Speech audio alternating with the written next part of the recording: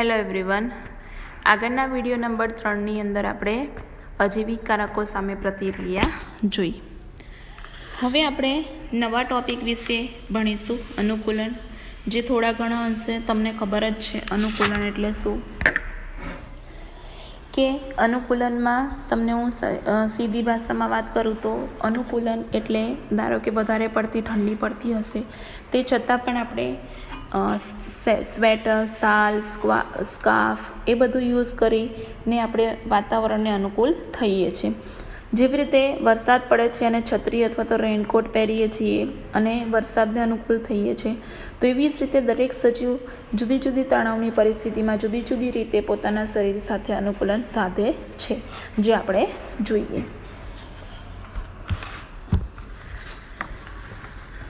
સજીવોના પર્યાવરણમાં અત્યંત કઠિન પરિસ્થિતિ હોય ત્યારે તેઓનો સામનો કરવા માટે સજીવો ઉપલબ્ધ અનેકવિધ વિકલ્પોને અપનાવતા નજરે જોયા છે, કે જ્યાં કેટલાક સજીવો ચોક્કસ દેહધાર્મિક વ્યવસ્થા દ્વારા પ્રતિક્રિયા આપવા સક્ષમ હોય છે, જ્યારે બીજા કેટલાક પોતાની વર્તણૂક દ્વારા વ્યવહારિક રીતે પ્રતિકૂળ પરિસ્થિતિઓ સામે પ્રતિક્રિયા કરે છે.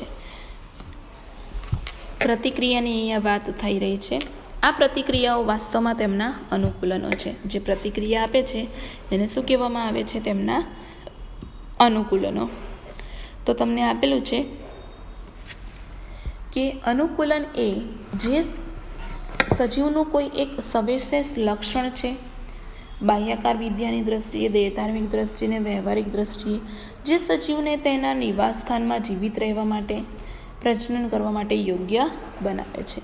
કે સજીવનું આ એક લક્ષણ છે. આપણે જોયું હતું 11મા ધોરણમાં પહેલા ચેપ્ટરમાં કે અનુકૂલન એક સજીવનું લક્ષણ છે, જે દેહધાર્મિક રીતે, વ્યવહારિક રીતે, જૈવિક રીતે, રાસાયણિક રીતે જુદા જુદા સજીવો જુદી જુદી રીતે વાતાવરણને અનુકૂલિત થતા હોય છે, યોગ્ય બનાવતા હોય છે.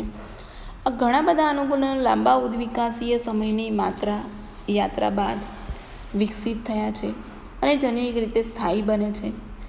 પાણીના બાહ્ય સ્ત્રોતની ગેરહાજરીની વાત કરીએ, તો એમાં ઉત્તર અમેરિકાના રણમાં કાંગારૂ ઉંદર પાણીને લગતી સમસ્યાઓ જે છે એની પાણીને લગતી જરૂરિયાતો છે તેની આંતરિક ચરબીના ઓક્સિડેશન દ્વારા પૂર્ણ કરવા માટે સક્ષમ છે. કે પાણીની ઉપપેદાશ જે ચરબીનું ઓક્સિડેશન કરવાથી મળે છે એના દ્વારા કાંગારૂ ઉંદર પાણીને લગતી તમામ જરૂરિયાતોને પૂર્ણ કરવા માટે સક્ષમ છે. તે તેના મૂત્રને પણ સાંદ્ર બનાવવાની ક્ષમતા ધરાવે છે. તેથી તેના ઉત્સર્ગ પેદાશના નિકાલ માટે પાણીના ઓછો પ્રમાણનો ઉપયોગ થાય છે. કે તેઓ કિડનીને એટલે કે મૂત્રપિંડને રિલેટેડ પણ સમસ્યાઓનું નિવારણ કરવાની એટલે કે પર્યાવરણને અનુકૂળ થવાની ક્ષમતા ધરાવે છે. એટલા માટે જ એમના ઉત્સર્ગ દ્રવ્યોનો નિકાલ માટે પાણીનો ઓછા પ્રમાણમાં ઉપયોગ થાય છે.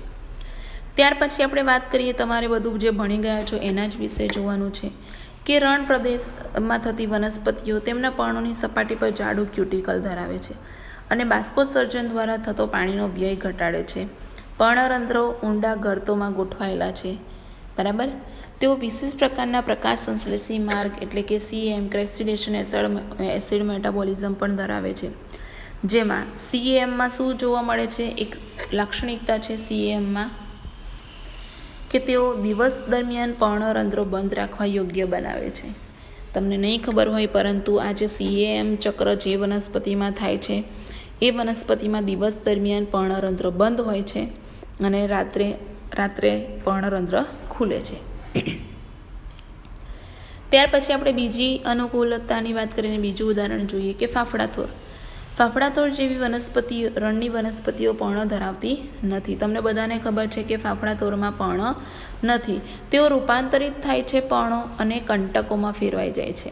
અને આ કંટકોમાં ફેરવવાનું કારણ શું છે? તો કે પ્રકાશ સંશ્લેષણ જે છે એ પ્રકાંડ કરશે, બરાબર. ચપટા પ્રકાંડ દ્વારા પ્રકાશ સંશ્લેષણનું કાર્ય. અને જે ઢોર ઢાંખરો છે એમને ચરી ના જાય એટલે કે ખાઈ ના જાય એટલા માટે તેઓ પર્ણકંટકોમાં ફેરવી દે છે. ત્યાર પછી આપણે વાત કરીએ સસ્તનની, કે ઠંડી આબોહવાયુક્ત વિસ્તારના સસ્તન પ્રાણીઓ સામાન્ય રીતે ઉષ્માનો વ્યય ઘટાડવા ટૂંકા કાન અને ટૂંકા ઉપાંગો ધરાવે છે, જેને એલિલનો નિયમ કહે છે. આ નિયમ પરથી સસ્તનો જે ઉષ્માનો વ્યય ઘટાડે છે એ સસ્તનો ટૂંકા કાન અને ટૂંકા ઉપાંગો ધરાવે છે એવું સાબિત થયું છે. ધ્રુવીય સમુદ્રોમાં સીલ જેવા જલીય સસ્તનો ત્વચાની નીચે ચરબીનું જાડું થર ધરાવે છે, જે ઉષ્મા અવરોધક અને શરીરની ગરમીને ઘટાડવાના કામમાં આવે છે. તો તમારે આ યાદ રાખવાનું કે એલેનના નિયમ પ્રમાણે જે સસ્તન પ્રાણીઓ છે એ ઠંડી આબોહવાયુક્ત વિસ્તારમાં ઉષ્માનો વ્યય ઘટે એટલા માટે ટૂંકા કાન અને ટૂંકા ઉપાંગો ધરાવે છે.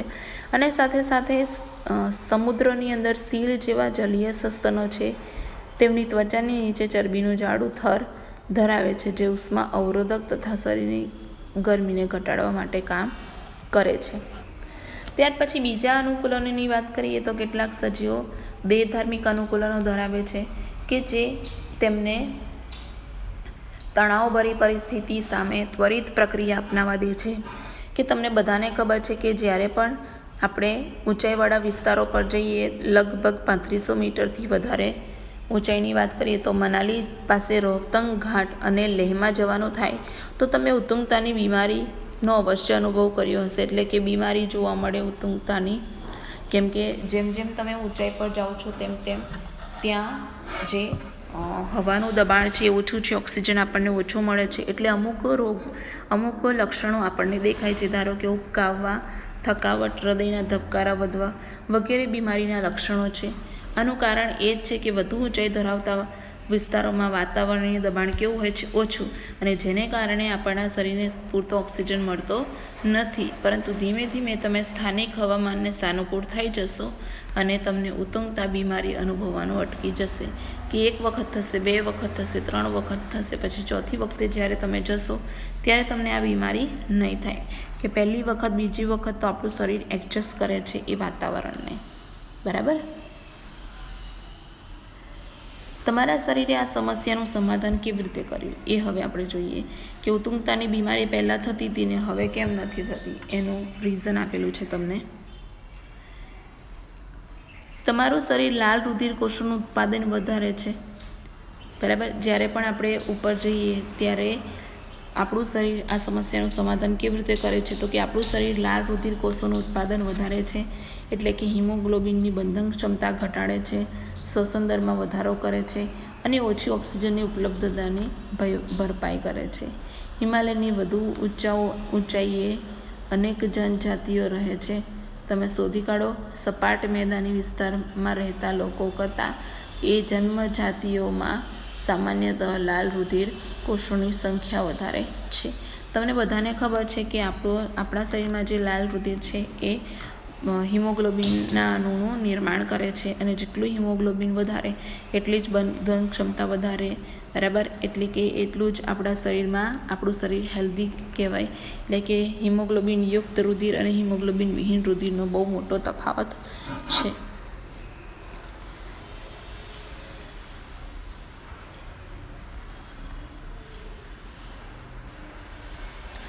ત્યાર પછી આપણે વાત કરીએ કે પ્રાણીઓમાં, કે મોટાભાગના પ્રાણીઓમાં ચયાપચય પ્રક્રિયાઓ અને તે સંલગ્ન બધા જ દેહધાર્મિક કાર્યો ઓછી તાપમાન ક્ષેત્ર મર્યાદામાં ઇષ્ટતમ રીતે આગળ વધે છે.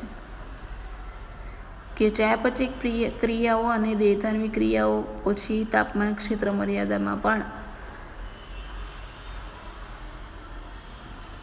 આગળ વધે છે.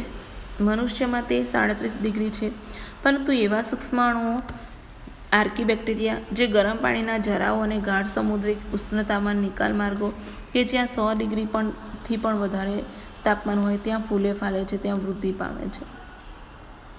ઇવન ઘણી માછલીઓ એન્ટાર્કટિકાના અતિ શીતળ પાણીમાં ખૂબ જ ઝડપથી વિકાસ પામે છે, અને જ્યાં તાપમાન હંમેશા 0 કરતાં પણ નીચે હોય છે.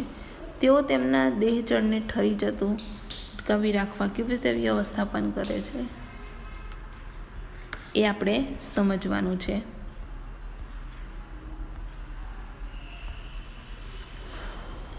તો ખારા પાણીના અપૃષ્ઠવંશી પ્રાણીઓની અનેક જાતિઓ અને માછલીઓ મહાસાગરની ખૂબ જ ઊંચાઈએ ઊંડી રહે છે. ખારા પાણીના જે અપૃષ્ઠવંશી પ્રાણીઓ છે, ખારા પ્રદેશમાં રહેતા જે અપૃષ્ઠવંશી પ્રાણીઓ છે, એ અપૃષ્ઠવંશી પ્રાણીઓની અનેક જાતિઓ જે છે એ અને માછલીઓ મહાસાગરની ઊંડાઈએ રહે છે, જ્યાં દબાણ સામાન્ય વાતાવરણ કરતાં કેટલું ઘણું વધારે હોય છે, 100 કરતાં પણ વધારે ઘણું હોય છે. અને એ દબાણ આપણને જબરજસ્ત કચડી નાખતા દબાણ જેવું લાગે તો તમે વિચારો કે કેવી રીતે રહેતા હશે. આવી અત્યંત કઠિન પરિસ્થિતિમાં પણ રહેવાવાળા સજીવો જૈવ રાસાયણિક અનુકૂલનની આકર્ષક ગોઠવણી દર્શાવે છે. કેટલાક સજીવો તેમના પર્યાવરણમાં થતા પરિવર્તનોનો સામનો કરવા માટે વ્યવહારિક વર્તણૂકની પ્રક્રિયા દર્શાવે છે. તેમના નિવાસસ્થાનના ઊંચા તાપમાનને પહોંચી વળવા માટે સસ્તન પ્રાણીઓ કે દેહધાર્મિક ક્ષમતા ધરાવે છે. આ ક્ષમતાનો રણની ગરોળીઓમાં અભાવ હોય છે કે ઊંચું તાપમાન હોય તો એમને પહોંચી વળે એ કોણ પ્રાણીઓમાં. પરંતુ અમુક શું કહેવાય એને ખાવાનું પણ ઓછું જોઈએ છે, તો એટલા માટે આ જે ક્ષમતા છે એ ક્ષમતાનો રણની ગરોળીઓમાં અભાવ હોય છે. પરંતુ તે વ્યવહારિક ઉપાયો દ્વારા પોતાનું શરીરનું તાપમાન એકદમ સ્થિર રાખવા વ્યવસ્થાપન કરે છે. જ્યારે તેમનું તાપમાન સુવિધાયુક્ત ક્ષેત્ર વિસ્તાર નીચે જતું રહેશે ત્યારે તેઓ પ્રકાશ સંશ્લેષણનો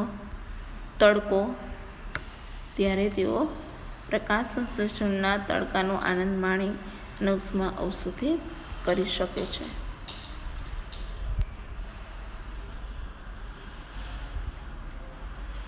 બીજું કે જ્યારે પરિસરનું તાપમાન વધવા લાગે ત્યારે તે છાયડામાં ચાલી જાય છે. બરાબર, આપણે પણ એવી રીતે એડજસ્ટ કરીએ છીએ. ઘણી જાતિઓમાં જમીન ઉપરની ગરમીથી બચવા, છુપાવવા કે છટકી જવા માટે માટીના દર ખોદવાની ક્ષમતા હોય છે. તો આ થઈ ગયું અનુકૂલન. બધાને અનુકૂલન ખબર જ હોય છે, પણ આપણને બુકમાં આપેલું છે તો આપણે એ રીતે જોઈ લીધું. હવે આપણે ચર્ચા કરીએ વસ્તી વિશેની. વસ્તી થોડું લાંબુ છે, બરાબર, એટલે આપણે ઇન્ટ્રોડક્શન જોઈ લઈએ છીએ વસ્તીનું, અને ત્યાર પછી નેક્સ્ટ વિડીયોની અંદર આપણે વસ્તી વિશે આગળ ચર્ચા કરીશું. તો વસ્તીના સામાન્ય લક્ષણોની વાત કરીએ કે વસ્તીના સવિશેષ લક્ષણો કે પ્રકૃતિમાં આપણને કોઈપણ જાતિના એક વ્યક્તિગત સજીવના દર્શન ભાગ્યે જ થાય છે. તેમાંના પ્રકૃતિમાં આપણને કોઈ પણ જાતિના તેમાંના મોટાભાગના સારી રીતે વિકાસ પામેલા ભૌગોલિક વિસ્તારમાં સમૂહમાં રહે છે. એક સરખા સ્ત્રોતો માટે ભાગીદારી કે સ્પર્ધા કરે અથવા તો સ્પર્ધા કરે છે. આંતરપ્રજનન કરે છે. સંભવિત રીતે આંતરજાતીય હોય છે પ્રજનન, અને આ પ્રકારે તેઓ વસ્તીની રચના કરે છે. અહીંયા તમને વસ્તીની રચના કેવી રીતે કરે છે એ આપેલું છે. જો કે આંતરપ્રજનન શબ્દ લિંગી પ્રજનન માટે સૂચિત છે. અલિંગી પ્રજનનના પરિણામ સ્વરૂપ ઉદ્ભવતા સજીવોના સમૂહને પણ પરિસ્થિતિકીય અભિયાના હેતુ માટે સામાન્ય રીતે વસ્તી તરીકે માનવામાં આવે છે. એટલે કે એક આદિકોષ કેન્દ્રીય સજીવ હોય તેમને પણ વસ્તી તરીકે જ માનવામાં આવે છે. ભેજયુક્ત જમીનમાં બધા જ દરિયાઈ પક્ષીઓ, ત્યજાયેલા વસવાટમાં રહેતા ઉંદરો, વન ક્ષેત્રના શાકના વૃક્ષો, સંવર્ધન પાત્રમાંના બેક્ટેરિયા અને તળાવમાંના કમળના છોડવાઓ વસ્તીના ઉદાહરણ છે. તમને અહીંયા વસ્તીનું ઉદાહરણ આપેલું છે કે ઉંદરો, શાકના વૃક્ષો, બેક્ટેરિયા, કમળના છોડવાઓ એ શું છે? વસ્તીના ઉદાહરણો છે. આગળ આપણે જોયું કે વ્યક્તિગત સજીવ એ છે કે જે પરિવર્તિત પર્યાવરણનો સામનો કરે, વસ્તીના સ્તરે પ્રાકૃતિક પસંદગી દ્વારા ઇચ્છિત લક્ષણોને વિકસિત કરવાનું સંચાલન કરે. આથી વસ્તી પરિસ્થિતિ વિદ્યા એ પરિસ્થિતિ વિદ્યાનું એક મહત્વનું ક્ષેત્ર છે, કારણ કે તે પરિસ્થિતિ વિદ્યાને વસ્તી જનીન વિદ્યાને વિકાસ સાથે જોડે છે. કે વસ્તી પરિસ્થિતિ વિદ્યા એટલે કે વસ્તીની જે પરિસ્થિતિ વિદ્યા એ પરિસ્થિતિ વિદ્યાનું એક મહત્ત્વનું ક્ષેત્ર છે, કારણ કે પરિસ્થિતિ વિદ્યાને વધતી જતી જનની વિદ્યા અને ઉદ્વિકાસ સાથે તેઓ જોડે છે. વસ્તી ચોક્કસ લક્ષણો ધરાવે છે જે વ્યક્તિગત સજીવમાં હોતા નથી. આપણે જોઈએ કે વ્યક્તિ સજીવ જન્મે છે, મૃત્યુ પણ પામે છે, પરંતુ વસ્તી જન્મદર અને મૃત્યુદર ધરાવે છે. વસ્તીમાં ક્રમશઃ પ્રતિ વ્યક્તિ જન્મદર અને મૃત્યુદર ઉલ્લેખાય છે. આપણે વાત કરીએ એક ઉદાહરણ લઈને.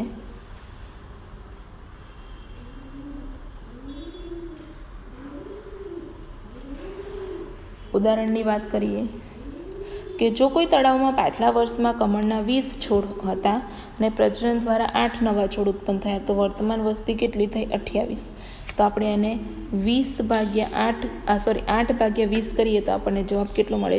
0.4 સંતતિ પ્રતિ કમળ પ્રતિ વર્ષ હિસાબથી ગણી શકાય. એવી જ રીતે જો 40 ફળમાખીઓની વસ્તીમાંથી 4 વ્યક્તિગત ફળમાખીઓ ચોક્કસ સમયાંતરે મૃત્યુ પામી, તો એ સમય દરમિયાન મૃત્યુદર કેટલો? અહીંયા તમને શું આપેલો છે? જન્મદર. અહીંયા તમને શું આપેલો છે? જન્મદર. અહીંયા મૃત્યુદર યાદ રાખવાનો. 4/40 એટલે 0.1. 0.1 એ વ્યક્તિગત પ્રતિ ફળમાખી પ્રતિ અઠવાડિયા પ્રમાણે કહેવાશે, કેમ કે અઠવાડિયામાં એ મૃત્યુ પામે છે, અઠવાડિયામાં એનું પ્રજનન ચક્ર પૂર્ણ થઈ જાય છે, અને પેલામાં જે માછલી છે એ અમુક વર્ષનું આપેલું છે. તો તમે વસ્તીના લક્ષણો, ચોક્કસ લક્ષણો તમે આ રીતે દર્શાવી શકો. વસ્તીનું બીજું લક્ષણ શું છે? લિંગ પ્રમાણ.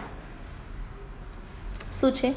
લિંગ પ્રમાણ એટલે કે નર કે માદાનું પ્રમાણ, કે વ્યક્તિગત સજીવ નર અને માદા બંનેમાંથી એક છે, પરંતુ તે વસ્તીનું લિંગ પ્રમાણ હોય છે. જેમ કે વસ્તીના 60% માદા છે અને 40% નર છે. તો વસ્તીનું જે બીજું લક્ષણ છે એ શું છે? લિંગ પ્રમાણ. તો આવી રીતે આપણે વસ્તીને ધીમે ધીમે તબક્કા સાથે ભણવાની છે. વસ્તીના વય પિરામિડ પણ છે, વસ્તીના શું કહેવાય પરિબળો પણ છે, જન્મદર, મૃત્યુદર, અંતઃસ્થળાંતરણ, બહિઃસ્થળાંતરણ, અને ત્યાર પછી વસ્તી વૃદ્ધિના નમૂનાઓ છે, ચર ઘાતાંકીય વૃદ્ધિ અને સંભાવ્ય વૃદ્ધિ, જે આપણે નેક્સ્ટ સેશનની અંદર ભણીશું. આ સેશનની અંદર આપણે શું જોયું? આપણે વસ્તીના પરિબળો, વસ્તીના લક્ષણો, 2 લક્ષણ જોયા, અને સાથે સાથે અનુકૂલનો જોયા.